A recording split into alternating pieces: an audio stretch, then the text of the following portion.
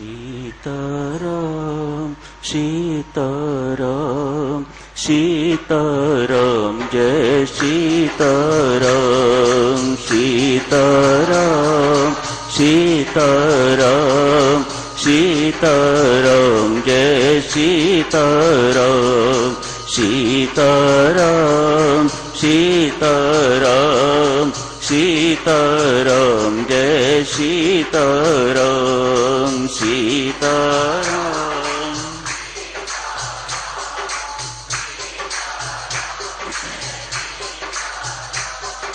सीताराम सीताराम सीताराम जय सीताराम सीताराम सीताराम सीताराम जय सीताराम सीताराम सीताराम सीताराम जय सीताराम सीताराम सीताराम सीताराम जय सीताराम सीताराम सीताराम सीताराम जय सीताराम सीताराम सीताराम सीताराम जय सीताराम सीताराम सीताराम सीताराम जय सीताराम। बहुत बहुत धन्यवाद शर्मन जी। कितना अपूर्व चरित्र है, कितना अनुकरणीय चरित्र है प्रभु राम का, कितना विलक्षण चरित्र है प्रभु राम का। मातेश्वरी सीता का भी कुछ कम नहीं। हिमालय पर्वत जैसी विपत्ति सिर पर आने पड़ी है, कहीं विचारों में किसी प्रकार की डिस्टॉर्शन नहीं है। कितना बैलेंस्ड मन है प्रभु राम का, कितनी बैलेंस्ड थिंकिंग है मां सीता की। ये चीजें इतना आदर्श हमारे सामने प्रस्तुत करती हैं, युगों युगांतरों तक अनुकरणीय रहेंगी। आंख बंद करके पढ़ते हैं, कान बंद करके सुनते हैं, तो जैसे हैं वैसे के वैसे ही रहेंगे। खुली आंख पढ़ते हैं, खुले दिमाग पढ़ते हैं, खुले कानों सुनते हैं, तो प्रभु राम का चरित्र, मातेश्वरी सीता का चरित्र अति अनुकरणीय दिखाई पड़ता है। जय जयकार उनकी करने को मन करता है। वाह राम, वाह मां सीता। ध्यान दे देवियों सज्जनों, बेशक हम उन्हें भगवान का स्थान, परमेश्वर का स्थान, पर ब्रह्म परमात्मा का स्थान देते, मां सीता को जगजननी का स्थान देते हैं, मानते भी हैं, पूछते भी हैं। लेकिन श्री रामायण जी में उन्होंने एक मानव की भूमिका निभाई है। जो कोई मानव ऐसी भूमिका निभा के दिखाए वह ब्रह्म कहलाने योग्य। कल आप जी ने पढ़ा होगा, राजा दशरथ ने, मां कैकेयी ने राज्याभिषेक की जगह वन में जाने की आज्ञा दी। सब कुछ उलट हो गया। हर्षो उल्लास मातम में बदल गया।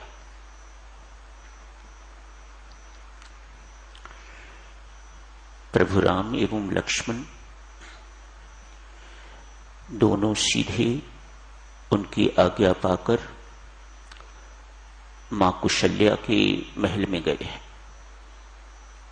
उन्हें सूचना देने के लिए, उनके आशीर्वाद प्राप्त करने के लिए, उनकी आज्ञा लेने के लिए, अनुमति लेने के लिए, आज्ञा तो हो गई, उनकी अनुमति लेने के लिए मां अम्बे मुझे इजाजत दें जंगल में जाने की।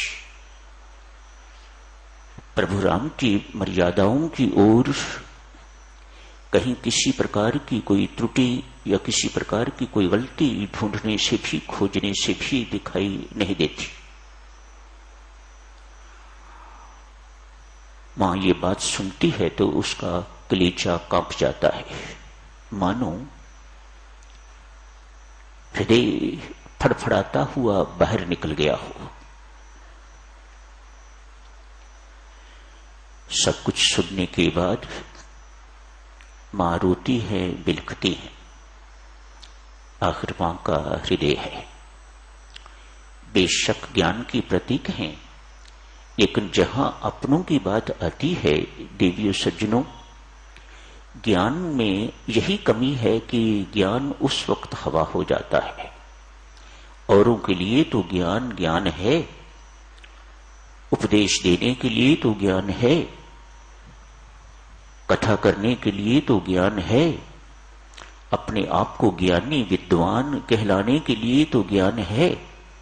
लेकिन जिस वक्त आचरण में आना चाहिए और विशेषतया अपनों के लिए, उस वक्त ज्ञान प्रायः हवा हो जाता है। मां कुशल्या ज्ञान की प्रतीक हैं, लेकिन सामने पुत्र खड़ा है, राज्याभिषेक होने वाला है। मां तैयारियां कर रही है, नाश्ता बना के रखा हुआ है, तुझे वहां बहुत समय लग जाएगा, नाश्ता इत्यादि कर ले। सब कुछ धरा का धरा रह जाता है, कुछ नहीं लेते प्रभु, मुझे जंगल जाना है, जो वहां खाने को मिलेगा वही खाना है। ये भोजन मैंने बहुत किए हैं, बस पिताश्री की आज्ञा है, मां कैकेयी की आज्ञा है, मुझे इस आज्ञा का पालन करना है। बिलखती मां को देख के तो लक्ष्मण रुष्ट होते हैं, क्रुद्ध होते हैं। बड़ी मां, जो राम का अधिकार छीनेगा मैं उसके प्राण छीन लूंगा। अब राम को कहो राज्याभिषेक की तैयारी करे, मैं हूं ना। कौन माई का लाल है जो मेरे सामने मेरे राम का अधिकार छीन सकेगा? पिता जो इस वक्त कैकेयी के मोह वश में है, मैं उनका हनन कर डालूंगा, भरत को मार डालूंगा, भरत के मामा को मार डालूंगा। इनमें से कोई भी मेरे सामने आएगा और वह राम का अधिकार छीनना चाहेगा तो मैं उसके प्राण छीन लूंगा, प्राण हरण कर दूंगा। प्रभु राम मुस्कुरा रहे हैं, शांत है। लखन, जो तुम कह रहे हो सत्य है, तुम ये सब कुछ कर सकते हो, धरती उलट पुलट तुम कर सकते हो, इसमें कोई संदेह नहीं है। मैं तेरे बल को बहुत अच्छी तरह से जानता हूं, पहचानता हूं, पर ये बल दिखाने का ये समय नहीं है। मेरे और कैकेयी के मध्य में प्रारब्ध आ गई है, दैव आ गया है, कर्म गति आ गई है। अन्यथा इतना प्रेम करने वाली कैकेयी अचानक मेरे ऊपर इस प्रकार से बिगड़ जाए, ये संभव नहीं। ये कैकेयी नहीं है, इसके ऊपर कोई दैवी कोप छाया हुआ है। अन्यथा इस प्रकार की घोषणा वह करती ना, इस प्रकार का व्यवहार मेरे साथ होता ना। जहां प्रारब्ध आ जाए, जहां विधाता बीच में आ जाए लक्ष्मण, वहां क्रोध काम नहीं करता। किस पर क्रोध कर रहा है? इस नश्वर देह पर, इस नश्वर राज्य की प्राप्ति पर। ये सब चीज नश्वर है, ये सारे के सारे संबंध नश्वर। अध्यात्म रामायण में साधक चरो वर्णन आता है, भगवान श्री का प्रथम उपदेश लक्ष्मण को शुरू होता है। मां कौशल्या को तो बाद में उपदेश देंगे, पहले लक्ष्मण को उपदेश दे रहे हैं। लक्ष्मण, ये क्रोध का समय नहीं है। आदमी जानता है ये देह नश्वर है, संसारिक वस्तुएं नश्वर है, शाश्वत एक आत्मा है या परमात्मा है। इसके बावजूद भी वह अपने आप को मैं देह हूं ये मानता एवं स्वीकारता एवं उसी के अनुरूप अपना आचरण करता है। लखन, यही अविद्या है। पराविद्या इस अविद्या का निराकरण करती है। इसी अविद्या के कारण हमारा जन्म पुनर्जन्म होता है। पराविद्या इस अविद्या का निराकरण करती है, इससे छुटकारा दिलाती है। काम एवं क्रोध, भगवान के शब्द सुनो, काम एवं क्रोध इस पराविद्या की प्राप्ति में मुख्य बाधाएं। अकेला क्रोध पर्याप्त है। भगवान श्री इस वक्त लखन क्रुद्ध है, उपदेश अनुरूप दे रहे हैं। लखन, अकेला क्रोध पर्याप्त है इस पराविद्या की प्राप्ति के में रुकावट डालने के लिए। ये पराविद्या को प्राप्त नहीं होने देता। क्रोध इतनी बड़ी बाधा है, इसलिए इस क्रोध को पी जा या इस क्रोध को थूक दे। ये क्रुद्ध होने का समय नहीं। ये पराविद्या लक्ष्मण मोक्षदायिनी है, इसका जीवन में आना बहुत आवश्यक है। भगवान श्री लक्ष्मण को उपदेश देके शांत करते हैं। शांत देवियों वही कर सकेगा ना जो स्वयं शांत होगा। दूसरों के मन को स्थिर वही कर सकेगा जिसका अपना मन स्थिर होगा। जिसका अपना मन बैलेंस्ड होगा वह दूसरों को बैलेंस्ड रहने का उपदेश दे सकेगा और उन्हें मन को बैलेंस्ड रखने में सहायता प्रदान कर सकेगा। अन्यथा सामान्य व्यक्ति को क्या बोध है कि बैलेंस्ड मन किस प्रकार से रखा जाता है, मन को किस प्रकार से स्थिर किया जाता है। वह क्या समझाएगा कि इस प्रकार से स्थिर करना चाहिए। मुसीबत के ऊपर मुसीबत आती जा रही है, लेकिन प्रभु राम किसी से आशीर्वाद लेने के लिए नहीं जा रहे। मेरे ऊपर मुसीबत आई है, समस्याओं का पहाड़ मेरे सिर के ऊपर टूट पड़ा है। इन मुसीबतों से मैं बच जाऊं, ये मुसीबतें टल जाएं, इसलिए मुझे आशीर्वाद दीजिएगा। ऐसा राम के चरित्र में कहीं आपको नहीं मिलेगा। आपने अनेक बार रामायण जी का अध्ययन किया है, कहीं आपको नहीं मिलेगा।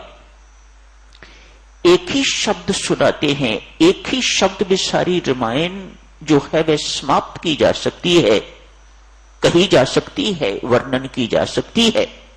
राम अपने जीवन से यही सिखाते हैं। इन समस्याओं को रोका नहीं जा सकता। जिंदगी में सहन करना सीखो तो मेरी तरह सदा शांत बैलेंस्ड रहोगे।